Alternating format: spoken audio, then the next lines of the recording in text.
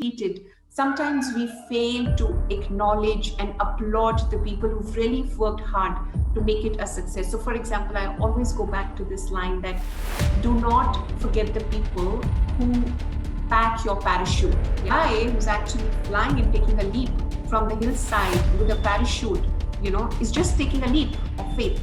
But imagine if there was a minor bit of fault in the parachute, where would that person go?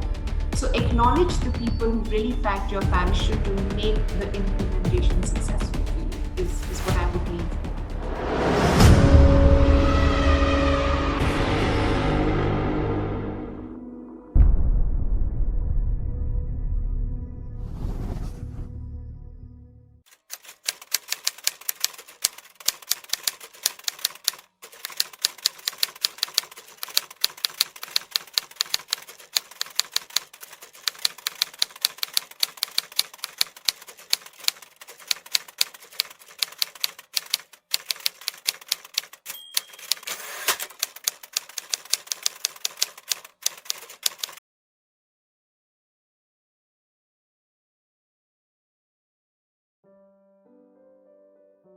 Greetings, ladies and gentlemen. Today it is an honor and a pleasure for me to introduce you all to this very particular session where we are going to know more about the importance of building strategies.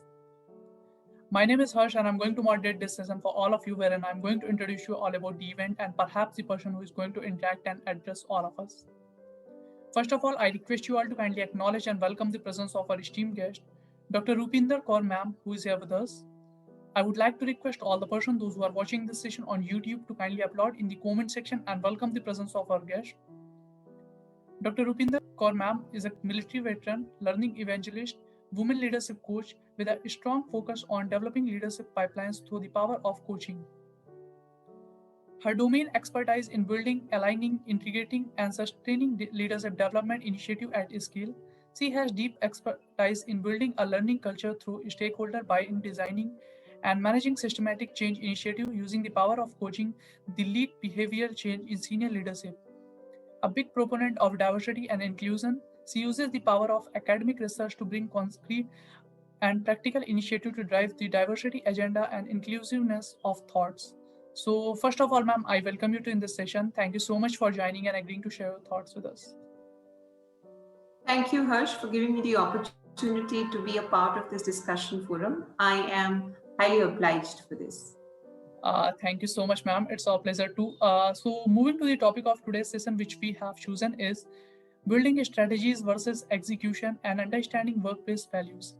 Ma'am, my first question to you is, in your term, how do you define strategies and execution, and what do you believe which one is more important for the organization success?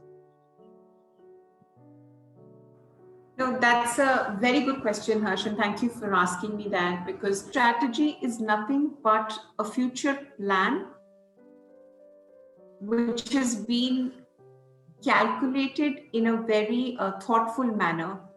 Yeah. So to give us future direction. Yeah. It's as simple as that. Do I have a plan in place to reach where I want to reach? While the definition is simple, it has actually taken into account multiple things. 5 broad things that come to my mind when you look at crafting a strategy, whether it's a personal developmental strategy or an organizational business strategy, are these. I actually call it the 5 P's, which is: how do I plan? How do I play the strategy that I have? What is the pattern that is emerging as I'm playing the plan? Yeah. Where do I want to position myself or my organization? And finally, what is the perspective? I may have a strategy in place and I may be playing it well, but what is the perspective emerging from the collective market, if it's an organization, an audience, if it is a person? So I think these 5 P's, if one can define when they are defining a strategy, will make them go a long, long way in making that strategy successful. Coming to your second question, which is about execution. A lot of people think execution is like putting the plan into action, which is like putting the strategy into action.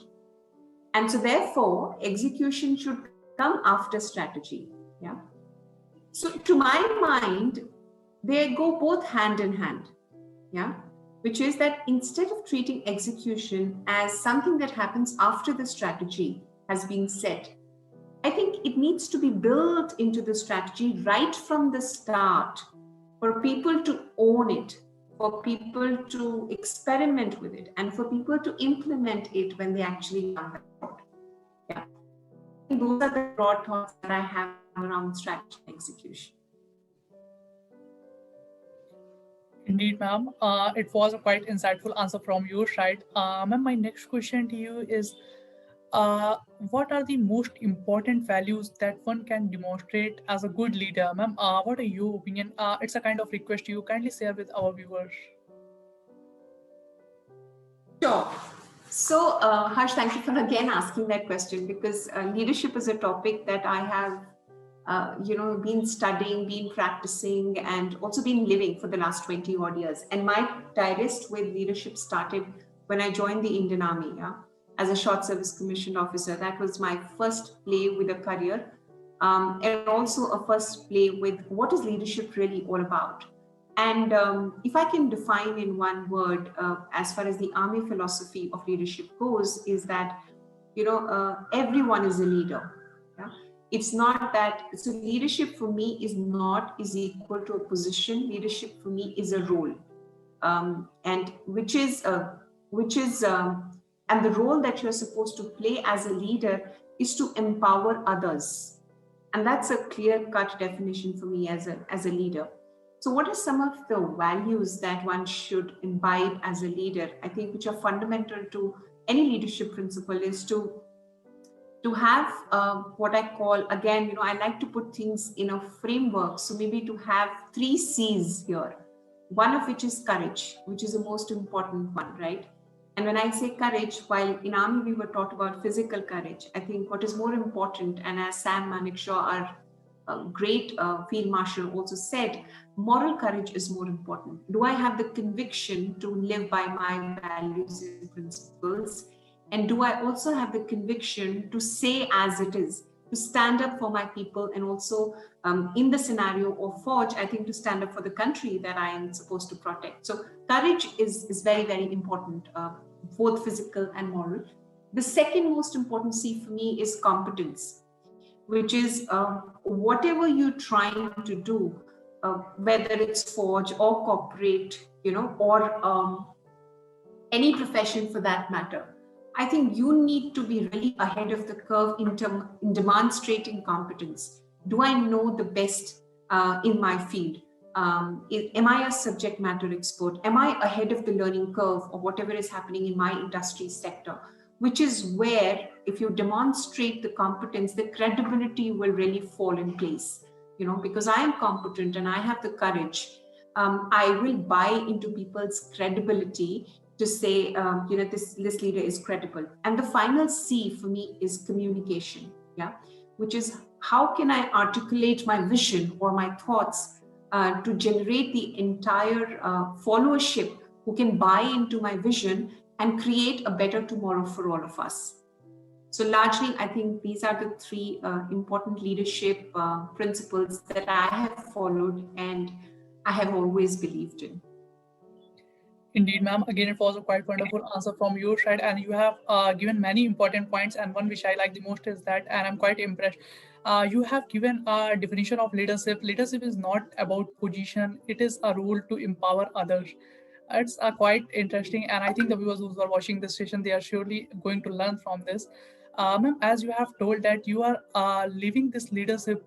Ma'am, my next question to you is: how do you monitor the performance of the people you have to lead? That's an interesting question. And Harsh, why I say that is while there are elaborate performance management systems that every organization has set up, whether it's key performance indicators, which are built into every role and every designation that is there in the organization, or there are something which Google espouses, which is OKR, which is like objectives and key results, whether you go by that philosophy or KPIs or dashboards. That's a metric-based system which every organization has in place, right, to measure the performance of individuals. Now, personally, if you ask me, I am a believer of,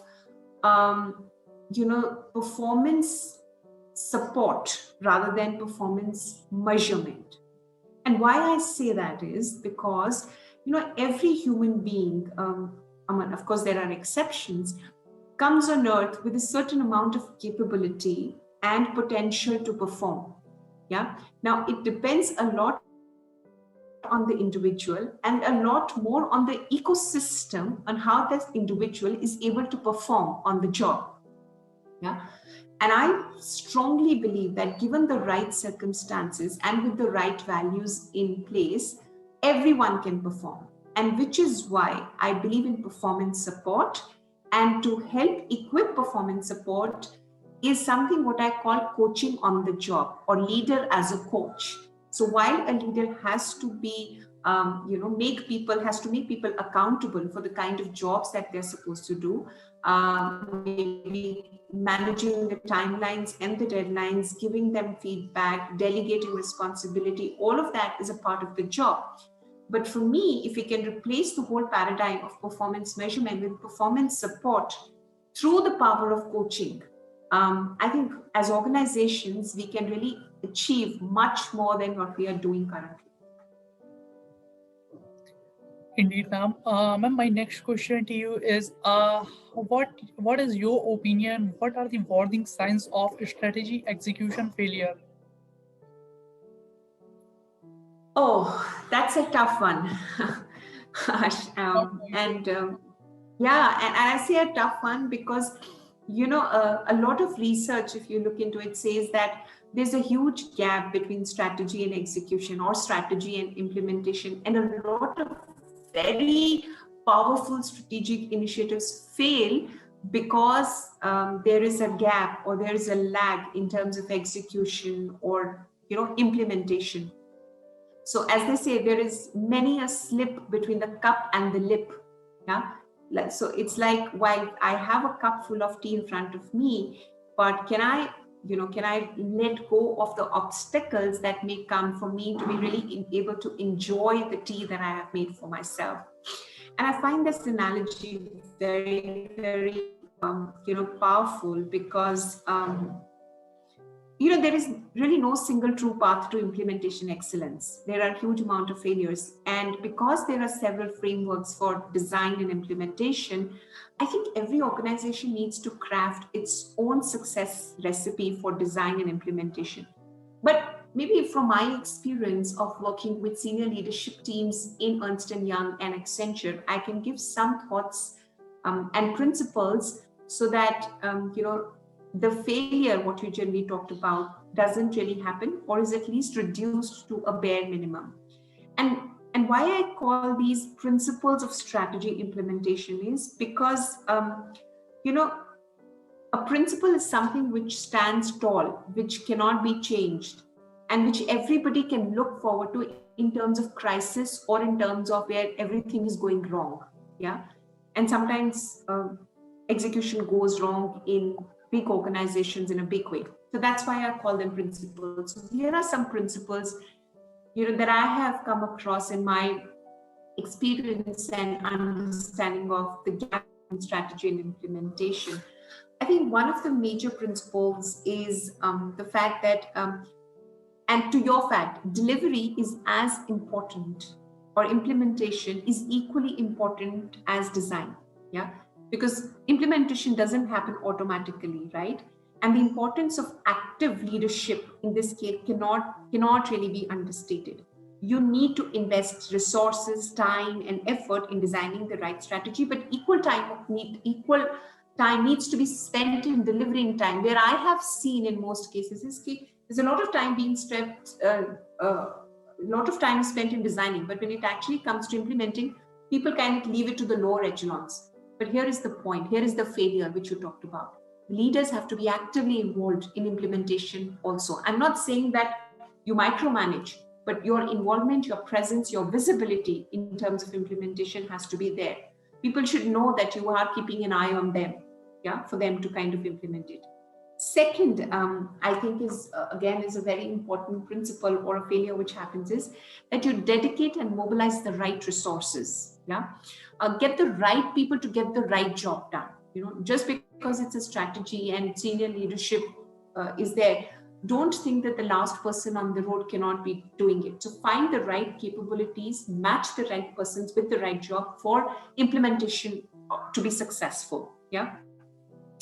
I think the third would be bold and be focused and stay on the course, because implementation is a tedious exercise, because there are multiple times the ball falls. We have this tendency as human beings to kind of let it go because there are other concerns which take importance. So make sure that you have planned it out well, but do not get disheartened if the ball drops at a certain point of time. Stay on course and make sure that you have the right people involved right from the beginning to the end and they are engaged on it. The fourth most important thing I would again say is, because sometimes if it's a hierarchical organization and even in a matrixed organization, power and decision making is distributed.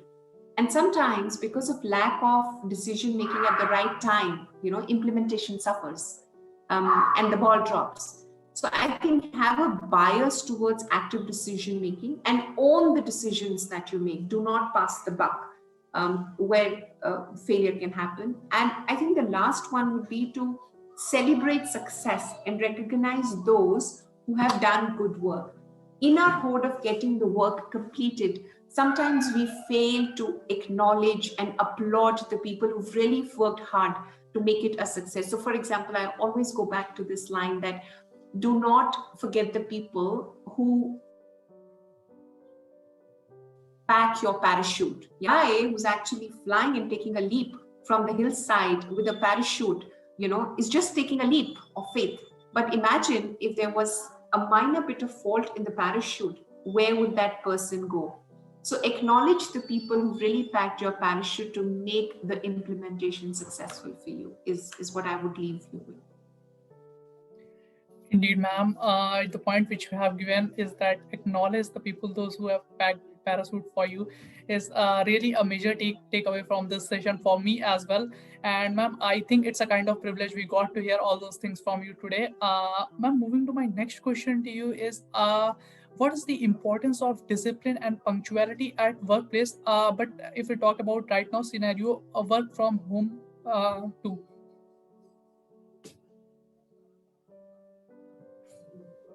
So I cannot talk enough and more about the importance of discipline, Harsh. And thankfully for me, this value was instilled very early when I joined Forge. I remember of an incident very early on that I think in my early training days in AMC Center in school, Lucknow, where we were being trained for inculcating the core army discipline.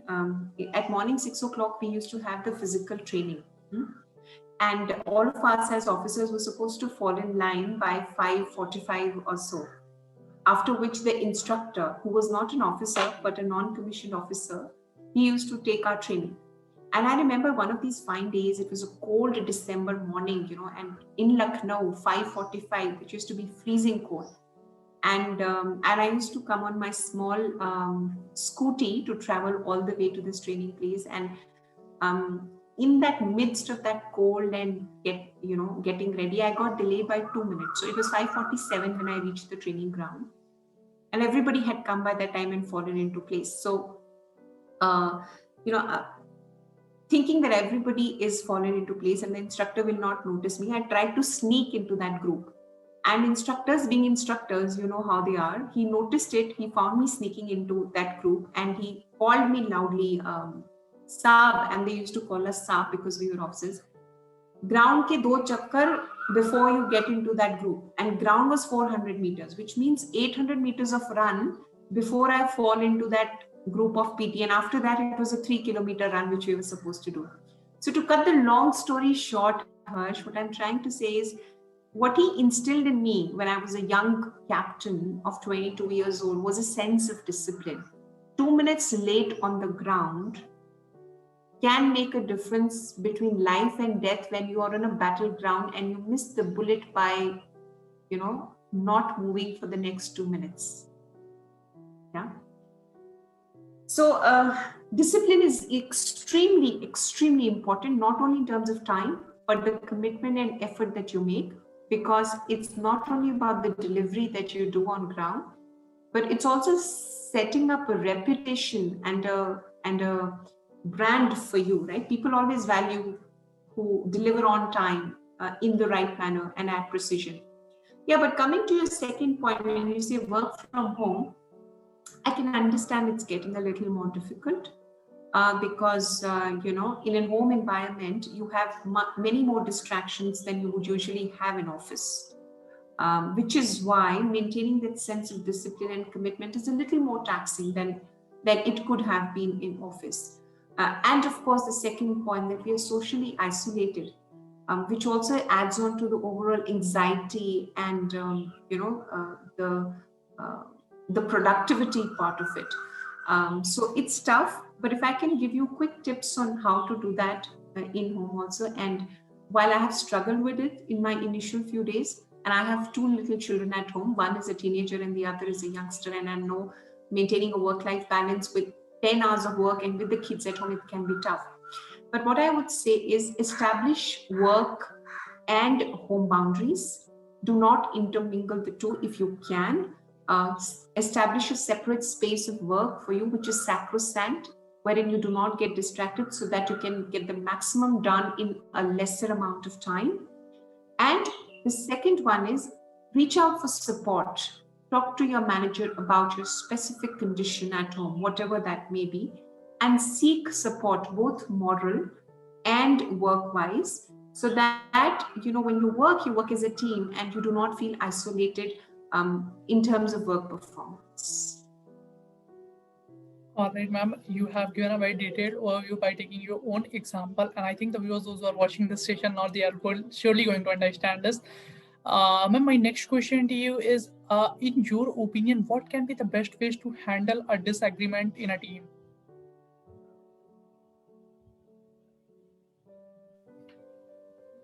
Great question again. And as we grow along, in the network world that we are operating in, I think team is a reality of life. Nobody can ever work alone, and going forward, I think it will be even more difficult, to work in individual capacities. So, team is a fundamental unit of any organization, if I can say that. And there are multiple times when you have a different point of view, disagreement, and or even to the raise of point of conflict.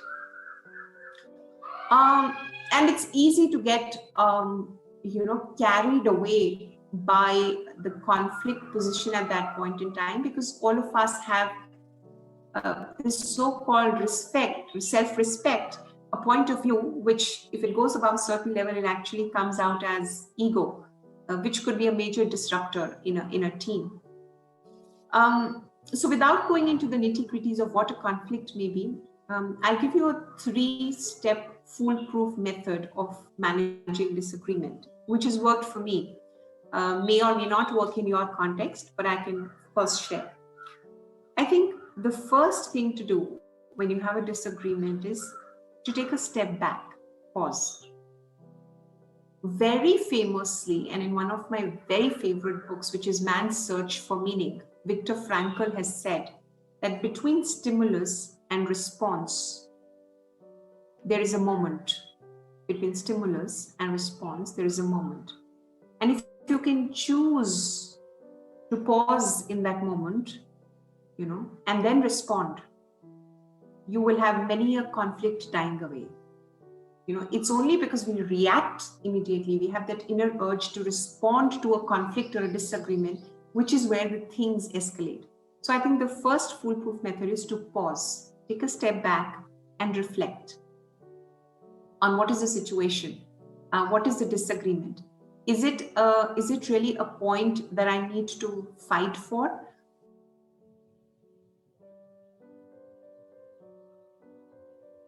Or is it something point of view around it? Yeah. So that's the first. Second is talk, clarify.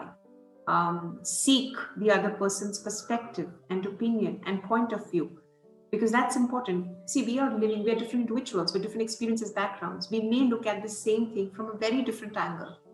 And a good point to dissolve the disagreement is to try and approach the person with empathy and try to look at from their point of view and see if that perspective fits in your frame of reference or not. I'm not saying agree with them. Please don't get me wrong. I'm only saying seek their perspective. And it may so happen that you may find their perspective resonating with well. And if it doesn't, then you can leave that. And finally, the third one is, once you know where you stand and where the other person stands, and if you can find a common point of agreement, great, which leads to a win-win situation. If you think you can't, you may still want to work around that and see the better part of the other person. Now, what I'm saying is, in a team sometimes, even if you disagree, you still have to work together, right? Even if you have a different point of view, even if you, let's say, don't like the person, you still have to work together.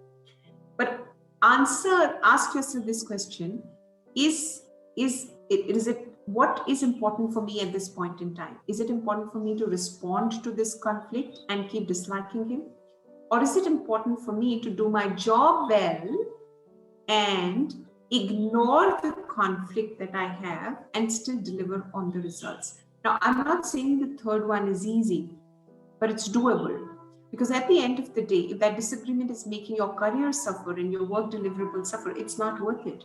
I always say this to my clients and to my people whom I take sessions for: choose your battles well. You can fight every battle, but do you think it's worth fighting for? Because it will still take a certain amount of energy and certain amount of time and effort for you to fight that battle. So make sure that battle is worth fighting for. Indeed, ma'am. Again, it was a quite insightful answer from your side. I can say there's a lot to learn from you, but today I don't want to take you much time. So, moving to my last question of this session, ma'am, what will be one piece of advice from your side to all those viewers, those who are, or you can say, the students, those who are still in their colleges? Apart from studies, they must learn these kind of skills to make themselves more compatible with the industry.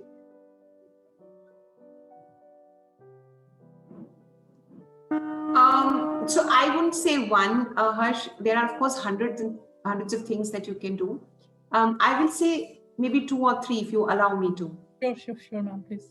So I think the first and foremost thing is to spend time with yourself. A lot of us kind of are so busy with our routines, in the sense that, as kids, we were growing up, there were parents and teachers to tell us what we want to do. Then we chose a certain career and we got into studies, and then immediately after career, the pressure is so much for us to get on a job, right, and become self-sufficient. That's the cycle which goes on. And I'm not saying it's a bad cycle. I think it's a routine thing for every human being to find self-sufficiency and economic independence. But somewhere in the midst, we forget, what are our dreams, our aspirations, our strengths, our gap areas. So schedule a time, maybe even if it's for 30 minutes or 20 minutes, wherein you are trying to know yourself a little bit more. And there are multiple ways to discuss those. How can you do this more? I'm happy to connect offline with people who would be interested. They can send me an invite and we can talk on LinkedIn. The second most important thing is, if you're in a work situation or if you're already in a job, know your environment well. Do not only focus on performing to your best, which you should, but also know the context in which you are in which you are operating in which you are delivering. Who are the people? What are those kind of people? What are their aspirations? How do they like to interact?